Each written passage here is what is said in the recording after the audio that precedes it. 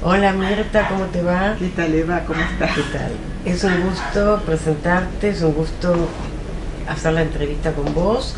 Gracias. Acerca de la sexualidad en psicoanálisis en el siglo XXI, pensar la sexualidad en el siglo XXI.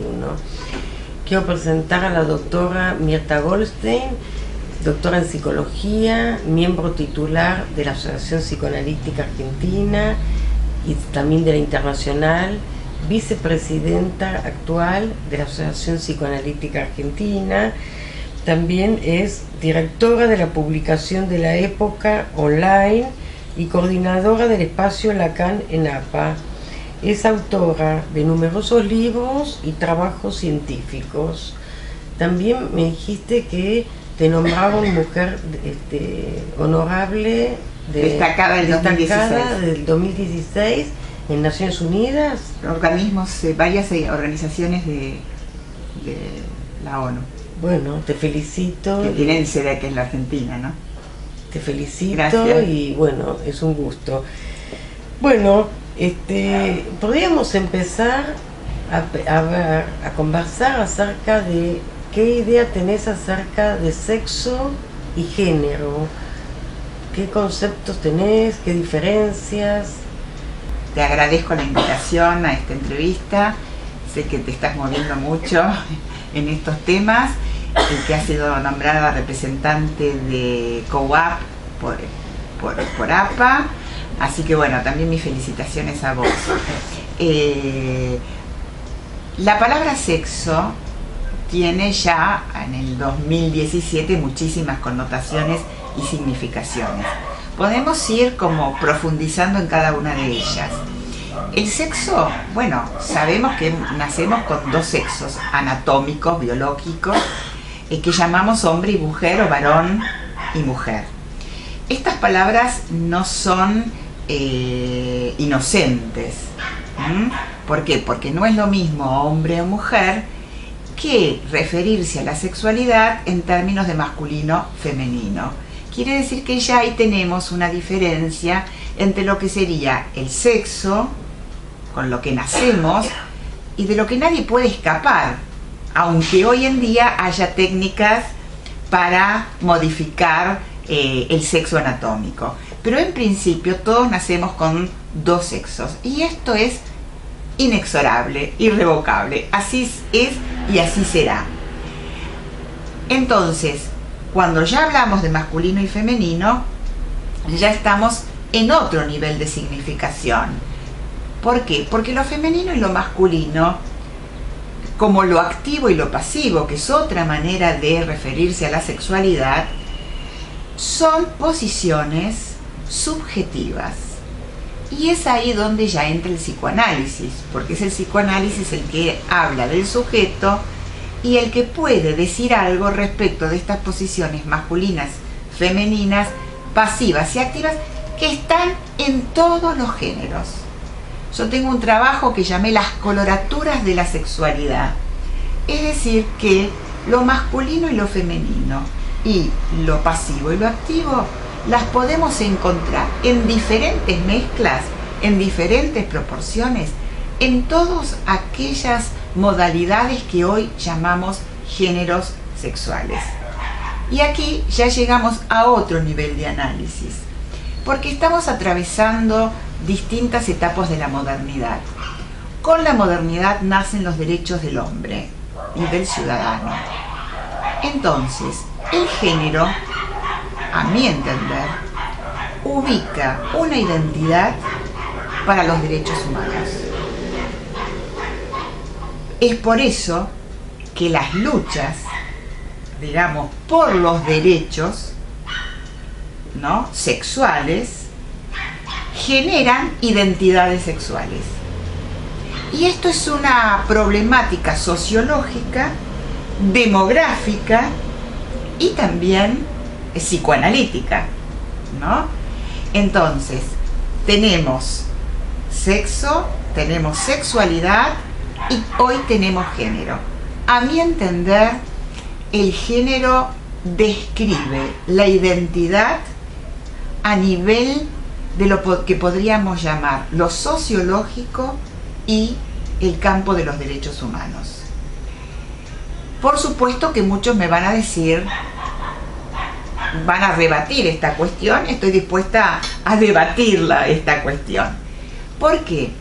Porque lo que hoy se llaman diversidades sexuales, a mi entender, son diversidades de elección de objeto. Y voy a dar ejemplos de pacientes. Yo tengo pacientes homosexuales, es decir, por elección de objeto, pero cuya estructura es moralmente, espiritualmente, sociológicamente totalmente heterosexual. Por otra parte, tengo pacientes homosexuales y heterosexuales que gozan de manera pasiva o activa, incluso que combinan su elección sexual con la masturbación. Por lo tanto, no hay prototipos sexuales puros. Por lo tanto, lo que hoy se llama diversidad sexual, a mi entender, tiene puntos de acierto y puntos equivocados. Prefiero decir, lo que nosotros observamos es que hay distintas elecciones de objeto. Aún el transexual, el bisexual, el homosexual, incluso el metrosexual, que puede tener una elección de objeto más narcisista. Termino con esto. Quiere decir que en todos ellos encontramos pasividad, actividad y componentes masculinos y femeninos. Es decir, no podemos distinguir al género por el modo de gozar de cada quien, sino por el observable de su elección de objeto y por los derechos que las luchas sexuales van obteniendo en relación a las nuevas identidades sexuales. A ver si entendí bien, Mirta. Vos definís el género por la evidencia de la elección de objeto y lo relacionás con una lucha sociológica por los derechos humanos que coincide que eso está, digamos que hay una visibilidad que antes no existía y que tiene que ver con los derechos humanos. Ahora, ¿vos no pensás que el género es producto de una construcción identitaria? Que la elección de objeto, está bien, es una evidencia, pero que tiene que ver con una elección, una construcción identitaria que puede coincidir con el sexo biológico o no necesariamente, y que en todos los seres humanos está la parte femenina y masculina, activa y pasiva, pero que definirse de determinado género creo que tendría que ver con una construcción identitaria. Yo creo que la construcción identitaria es producto de las luchas por la aceptación social de una determinada identificación con una determinada elección de objeto. Siempre hubo diferentes modalidades sexuales, no es nuevo. Es decir, podríamos decir que siempre existieron los distintos modos de gozar sexualmente. ¿Cuándo esto empieza a aparecer y empieza a cobrar pregnancia social? Justamente cuando hay oportunidad de ejercer una lucha en favor del reconocimiento de esa característica sexual. No es que la característica sexual no existía antes. Por supuesto que siempre hubo niños que se vestían de nena, siempre hubo nenas que a las que se llamaba marimachos, por ejemplo, en la Argentina, ¿no? Es decir, cuando hubo hubo oportunidad, porque podríamos decir que antes de la modernidad, digamos, a lo mejor no había oportunidad de esta lucha por la construcción identitaria. La construcción identitaria proviene de la necesidad de aceptación social, de inserción social y de tolerancia social.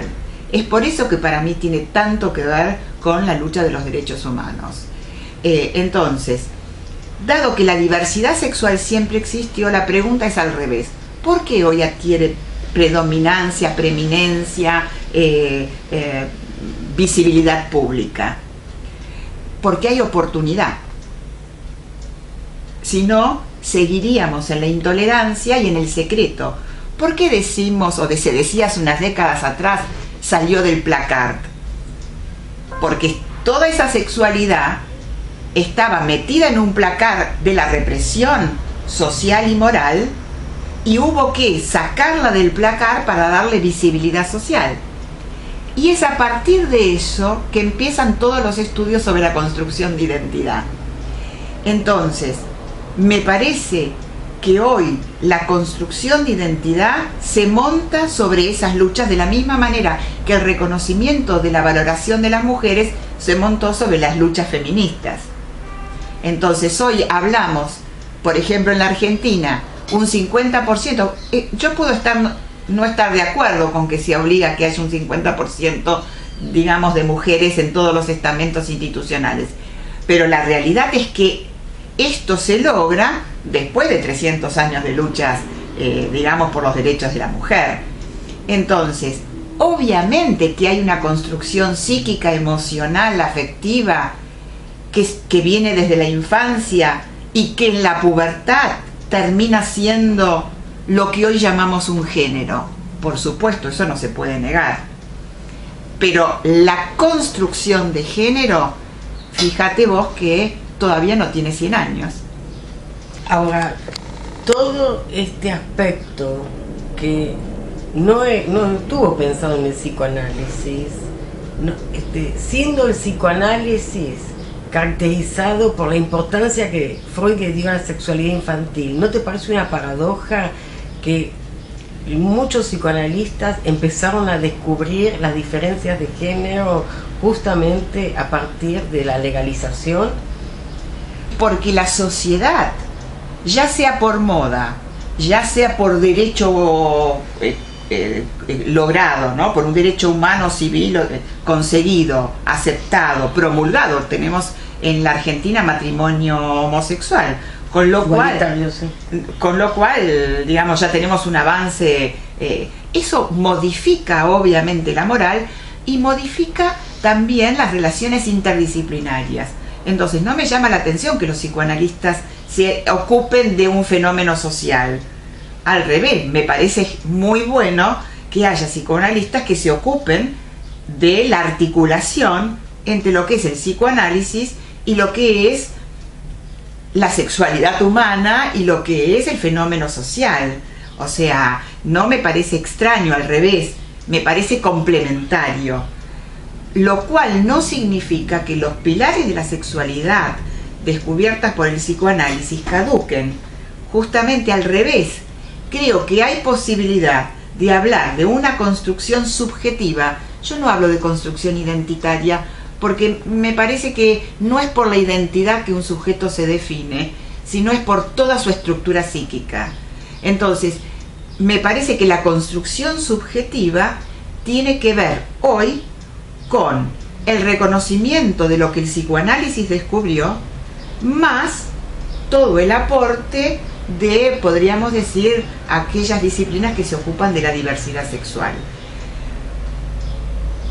Este acople me parece que es secundario a toda todo este movimiento social. Pensemos la repercusión que tienen las marchas gay en todo el mundo, en Israel, en Holanda, en la Argentina, que convocan no solo a los homosexuales, por ejemplo, sino convocan incluso a muchísimos heterosexuales. Con lo cual uno podría pensar, ¿qué le pasa a ese heterosexual que participa de esa marcha? Yo diría dos cosas. Por un lado, se acopla a una lucha de lo que yo llamo los derechos humanos, ¿no? Por otro, algo lo identifica con esa marcha. Es decir, que hay un aspecto inconsciente con el cual se identifica su propia heterosexual, que es una combinación de homosexualidad y heterosexual, con esa homosexualidad que está afuera. Entonces hay un aspecto interno que aparece afuera, pero que justamente el psicoanalista puede decir, algo de eso también sos vos. Lo cual implica también un aporte impresionante del psicoanálisis a los derechos humanos, porque implica decirle, no discrimines, porque eso también sos vos. Vos hiciste la diferencia entre identidad y subjetividad. ¿Qué lugar le das a la sexualidad en la construcción subjetiva?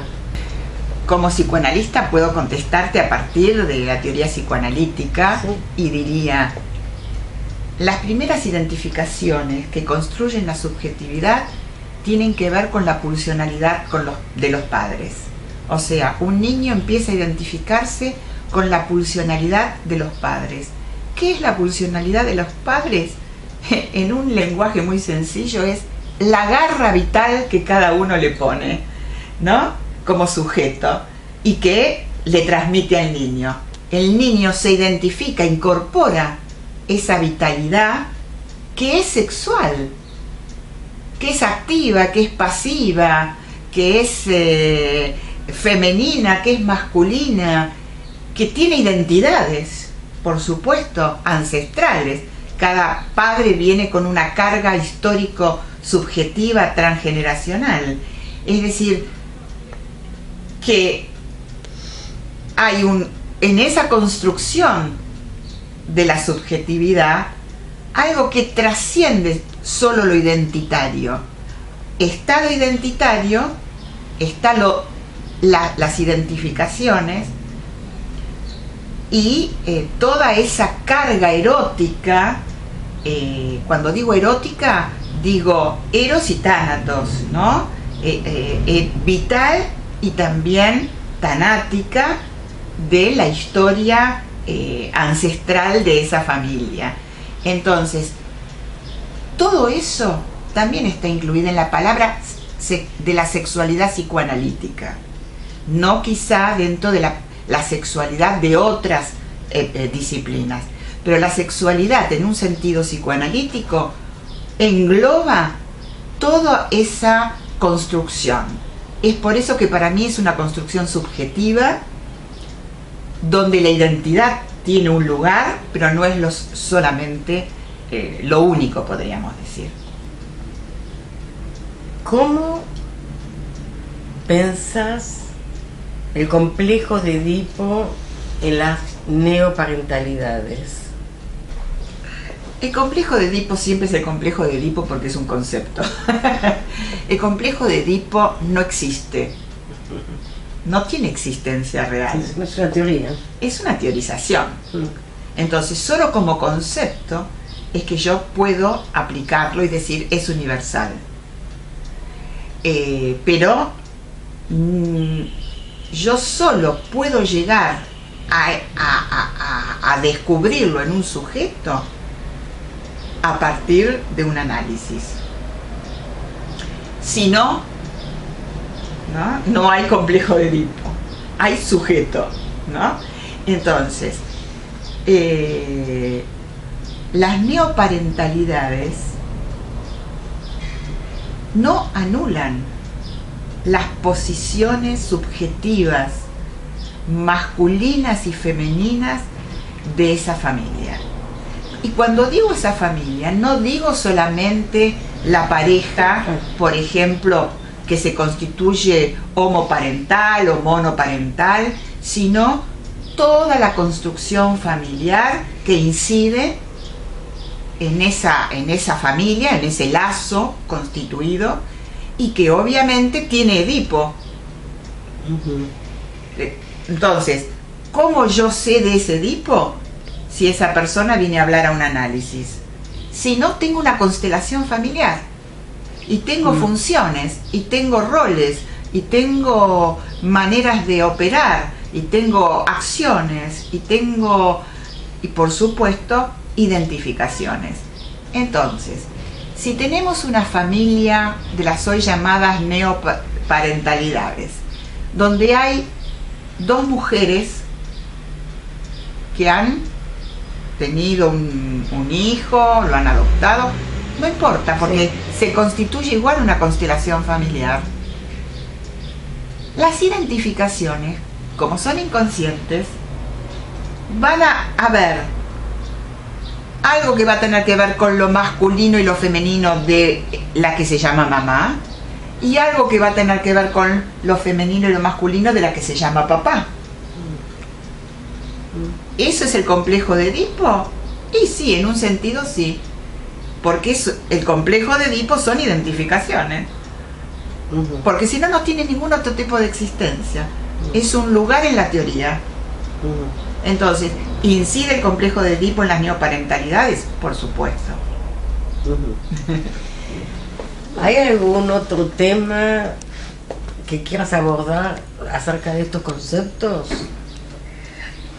Bueno, quizás recalcar esta cuestión de que, salvo que un sujeto venga al análisis y hable y esté dispuesto a analizarse, nadie sabe de qué goza. Y esto quiero destacarlo. Yo atiendo muchísimos pacientes homosexuales y ellos mismos se diferencian. Algunos dicen, yo soy homosexual, no gay. Otros dicen, no, yo soy lesbiana, no soy gay. Otros dicen, gozo pasivamente, o sea, mi posición es pasiva, pero gozo de la felatio. Otros dicen, mi posición es activa, pero me masturbo. Es decir, cada uno describe su goce y su clímax y su elección de objeto de manera diferente. Con lo cual, y esto sí quiero recalcarlo porque por lo menos es como lo pienso, no hay un prototipo de género. No hay un homosexual que sea igual a otro. No, por supuesto. No hay un transexual que sea igual a otro. Ni heterosexual, seguro. ¿No? Entonces, ¿cómo podemos nosotros hacer un prototipo si cada uno goza de manera diferente? Es por eso que yo decía, de lo único que nosotros sabemos como observadores es si dice que se acuesta con un hombre o con una mujer o con un transexual. Sí, no sabemos su fantasía ni no sabemos su su fantasía, no sabemos su modo de gozar, no sabemos, incluso tengo pacientes homosexuales cuyas fantasías para gozar son heterosexuales. Ahora, ¿cómo explicarías la necesidad de el transgénero de modificar su cuerpo? Yo creo que ahí tenemos que también primero pensar en los avances tecnológicos médicos, sin los cuales no hubiera sido posible. Eso por supuesto. ¿No? O sea, la cultura nos ofrece cada vez más nuevas posibilidades de insertar un género. Es lo que decía antes. Si no tuviéramos la posibilidad tecnológica médica, entonces, ¿cómo toda lo biotecnológico avanza? Entonces tenemos que pensar que así como se están diseñando brazos y estamos pensando en el sujeto robótico, también vamos a pensar en nuevos modos de prótesis, de penes, nuevas modalidades de incorporación de vaginas, es decir, nuestra imaginación no puede llegar a alcanzar todo lo que el futuro puede aportar desde la biotecnología. Ahora, no me olvidé de tu pregunta. ¿Cambia el sujeto por eso? Es decir, se definen como que nacieron en un cuerpo equivocado y la biotecnología les da como una autorización a llevar al acto algo que hubiera quedado en la fantasía. O en el acto, pero un acto mucho más privado. ¿Por qué la necesidad de transformar el cuerpo? Porque están los travestis que se cambian. Pero son distintas construcciones subjetivas. Ahí está. El que se cambia digamos, el que se opera, el que toma hormonas, el que usa... tiene una estructura subjetiva que es diferente, por ejemplo, al travesti. No es la misma estructura subjetiva. Lo que vos llamás la construcción, no es la misma. Ahí pasaron otras cosas. Ahora, te voy a hacer una pregunta. ¿Vos estás contenta con tu nariz? A ver, me parece que que la aceptación de uno mismo, no, para mí no pasa por lo externo, personalmente. Es decir, y que tiene que ver con una subjetividad en construcción y que tiene que ver con vivencias infantiles que llevan a que uno se acepte o que desee ser un otro y no uno mismo. La pregunta es, ¿por qué desea ser otro? Si bien todos sabemos, desde Rimbaud en su poesía, yo es otro. Siempre hay una identificación que está de por medio. Ahora, todos quisiéramos ser otro.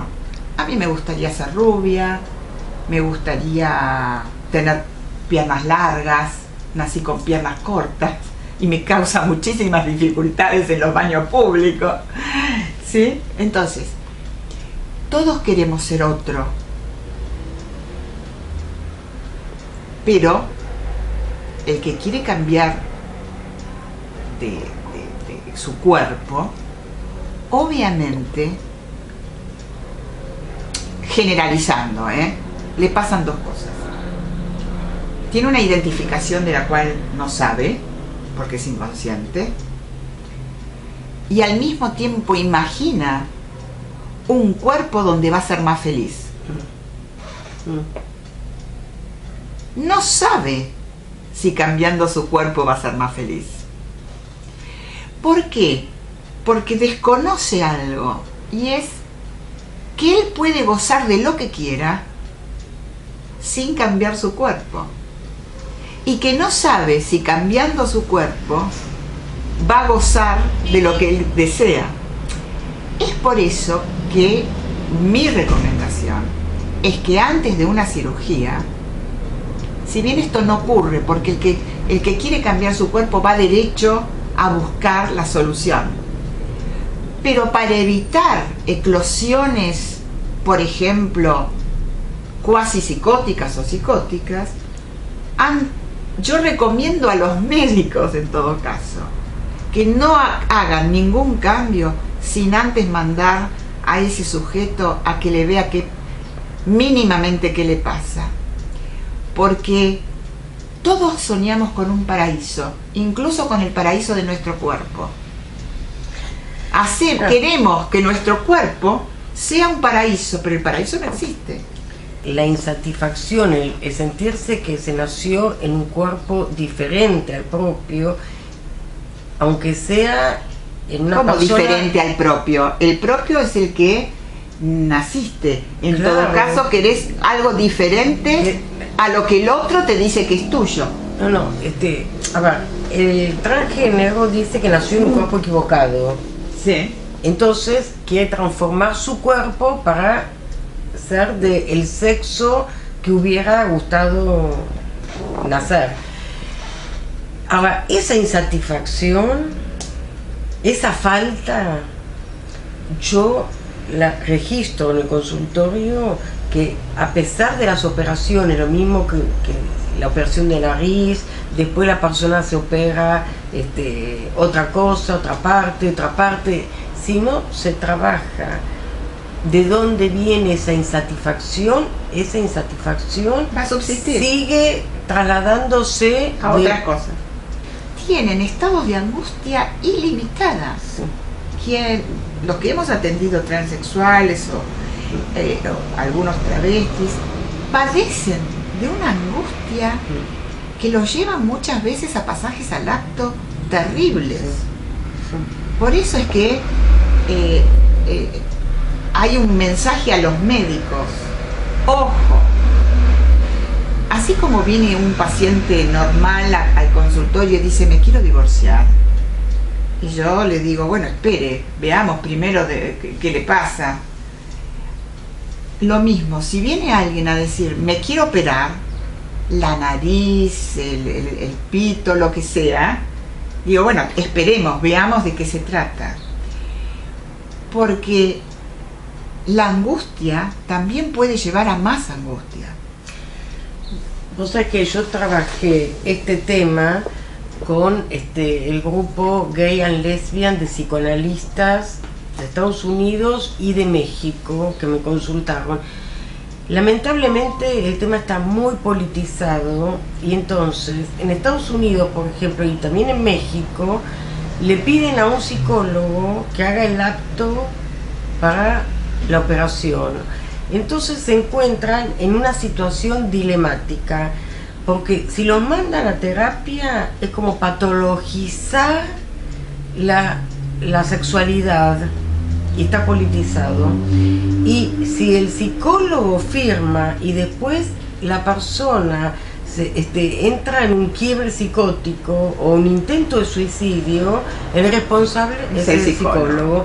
Entonces se encuentra en una situación dilemática, y en ese sentido fui consultada, y bueno, lo que están haciendo en este momento es firmar. En el momento de la entrevista el paciente está en condiciones, es decir, dejan abierto todo lo que pueda suceder después de la operación, y hay muchos intentos de suicidio. Por supuesto, porque es esto lo que yo les decía, todos soñamos con un paraíso corporal, un cuerpo que no se enferme, que no envejezca, un cuerpo que no sufra dolor, un cuerpo que goce de todas las fantasías que uno se le ocurra, que sea deseado. Entonces todos tenemos una fantasía de un cuerpo paradisíaco, pero el paraíso no existe.